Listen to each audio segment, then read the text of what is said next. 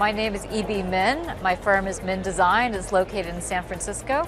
We're a small practice that focuses on residential, landscape, sometimes installations, affordable housing, workplace, cultural projects, a whole variety of things. We do a lot of things given how small we are.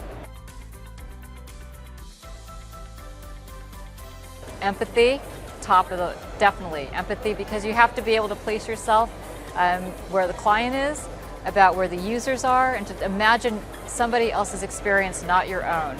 And to put aside your own desires for what you think will actually serve a project the best, and what also somebody will really truly experience as they come through the work. Okay, so what do we look for when we hire to bring on somebody to our team? This is a really interesting question, because for me, a lot of it is a gut feeling, which is a terrible answer, I know, but when I break it down into what I've usually been looking for, the things that have stood out to me have been somebody who has a combination of experiences. Whether they are junior, whether they're more senior, it doesn't really matter. But what really always appeals to me is that they have other things they're interested in besides architecture. Because I think to be a good architect means, at least in my firm, not for everybody, that you're well-rounded, that you have interests in something else. Because I find that if you're just interested only in architecture, then maybe you're designing too much for yourself. And what I'm looking for is somebody who might have interest in art, sculpture, they do some sports, just something else entirely that gives them some balance. Because I also like the idea that you're more well-rounded and that architecture and artwork is not the end-all for you, but there's something else that you're passionate about as well. Well, it depends. For me, a lot of times great graphics stand out. Color stands out. Somebody who's not afraid to let images sort of read on their own and not crowd their portfolio. So this is just talking about strictly, when I look at a portfolio, what am I looking for? What strikes me? So sometimes I think that means they have a kind of confidence in what they produce, that they don't feel like they have to show me everything and cram it onto a page. So that's like a very kind of nuts and bolts thing I look for. The other thing is writing skill, that they have a clarity in writing. It's really clear what they've done in the past. It's short. I think that there's really no need for people to go into great length to discuss what they've done. They usually can tell me in a short amount of time. I like it when people write cover letters that actually use my name, get the firm name correctly, talk a little bit about why they're interested in our firm in particular. I think that always really helps. I know that's one of the key things every person tells you should do in a letter, but I think it really does mean something.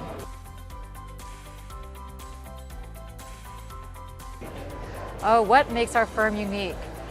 Okay, that's a good question too. At least from my perspective, I think what makes my firm unique is our combination of work that we do at a small scale, meaning our firm is small, but we do a wide range of work and project types. It's also clear that we're very interested in design. That is the prime focus of our practice, that we draw inspiration from a lot of different fields, and that also it's led by a woman. I don't think still, to this day, there are not that many women-led firms, and that's unusual. Also, I happen to be Asian on top of that.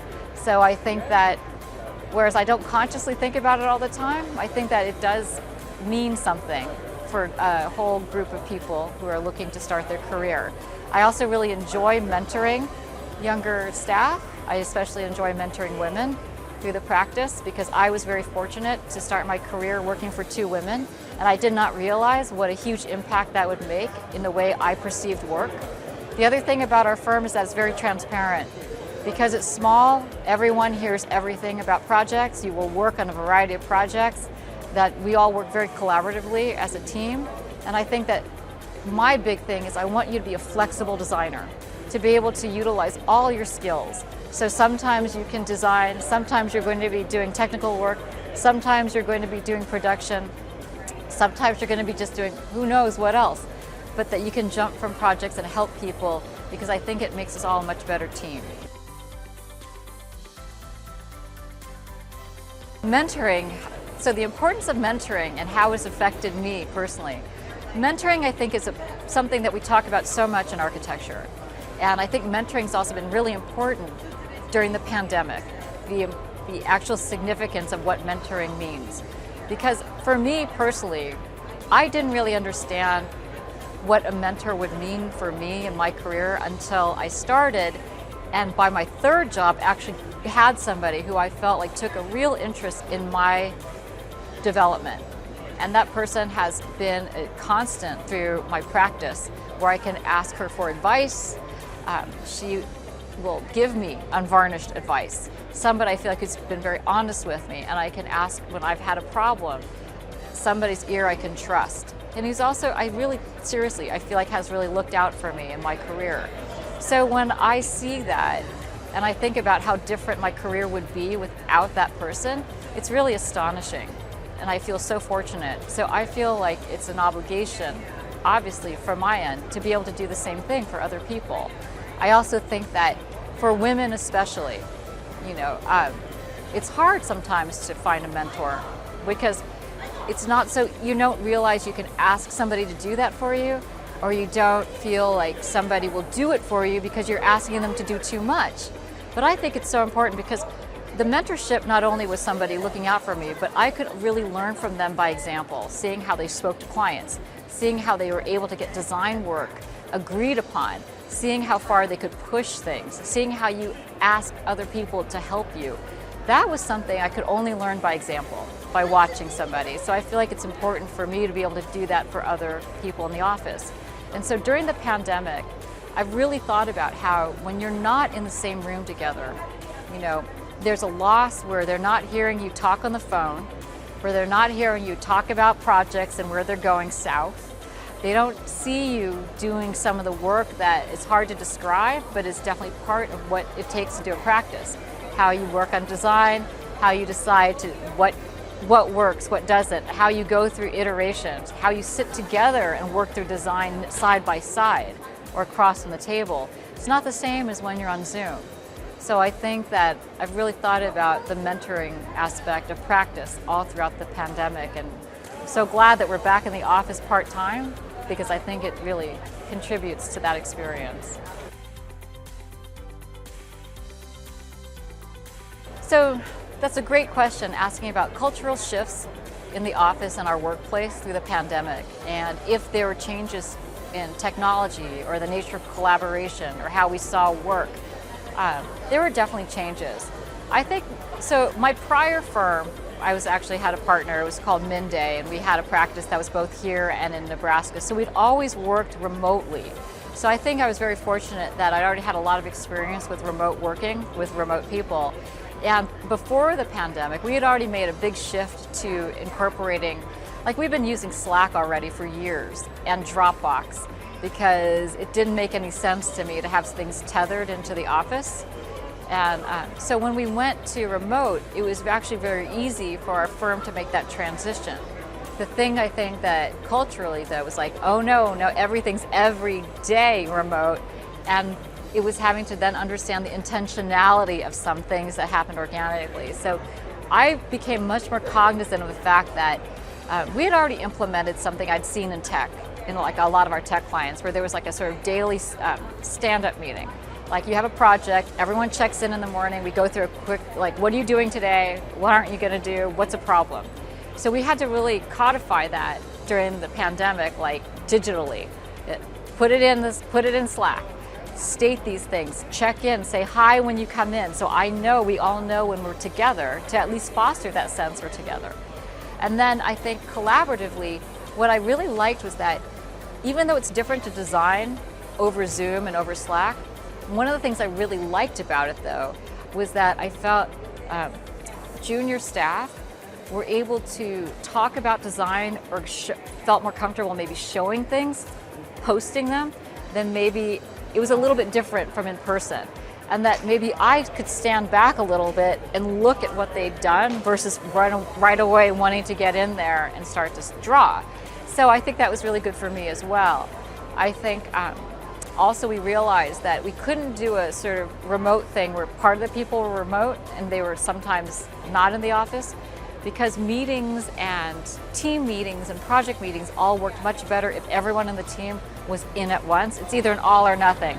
You're all in the office talking together, or we're all going to talk on Zoom, because the half and half just was not working for us. So, but I think we're on a 3-2 schedule, so 3 days in the office, 2 days out, and I definitely feel like everybody benefits from that tremendously. You know, you get a little more time to focus. It's the same thing everyone says, you know, so. So work-life balance is huge. I know that's just like this general rubric to talk about, like, how do you manage your personal life and what you do with work. Okay, so for many people, work is so important. So I want to make sure that everyone in the office, though, has time to do what they need to do and want to do in their personal life. I really feel like we shouldn't have to spend long hours. Like, once in a while, it is true, we've had to stay late to do something, but not actually much during the pandemic. But I don't want to stay late. Like, I don't want to work on weekends. I don't want to do all of that. I want my personal time to be my personal time. I fully expect everyone in the office feels the same way. So I feel like when I first started out in practice, I worked a lot of hours. There was an expectation you would work all those hours. Thank you very much. That's just how it was. I think it's much healthier today that people don't want that, and that they don't like it, and that they're a lot more adamant about their personal time being their time, because I think people need a chance to recharge. And again, from our own practice, I know that a lot of inspiration for our work comes from areas outside of architecture. So if you don't have time to do something outside of drawing or being in the office, then I don't feel like you're going to bring all of your creative self back into the office. So that's actually really important to me. Okay, so I think this is like the #1 skill you do not learn in school, because it's so difficult to teach, and you're so focused on learning about studio and design, and you do go through reviews, and your instructor is always like, you've got to talk about your design more clearly, you have to make it so clear, you have to not be so wordy, whatever they're saying to you. But you know, communication, I see it. Like, if you can't communicate well to a client to explain your design and why the design makes sense for them, you've made your job so much harder. If you can't communicate well with the entire team, with all your consultants, if you're not clear in what your expectations are and what the problems are, what you're asking of people, it turns everything into a much bigger mess than it should be.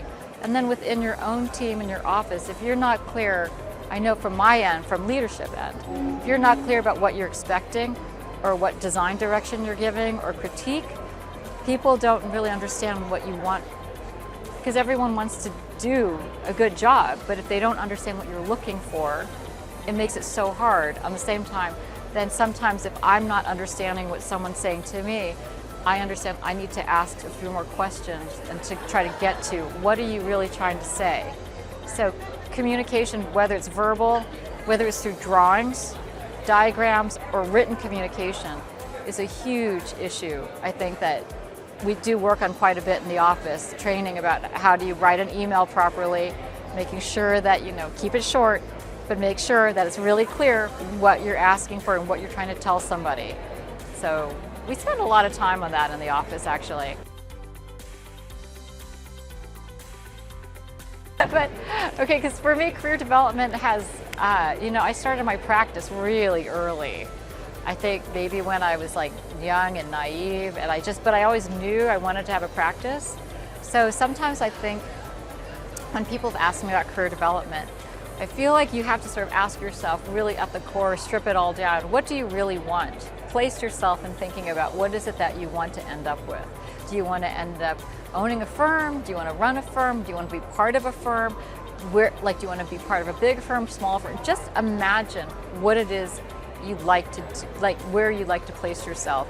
But I really say to people, be open to experience and opportunity, because you don't know where something is going to lead you. Like, there is no path like you can get out and map out for the next 20 years, this is the path I'm going to take. I mean, you can do that, and people do that, but I think you cut yourself off from avenues that might you might not have expected.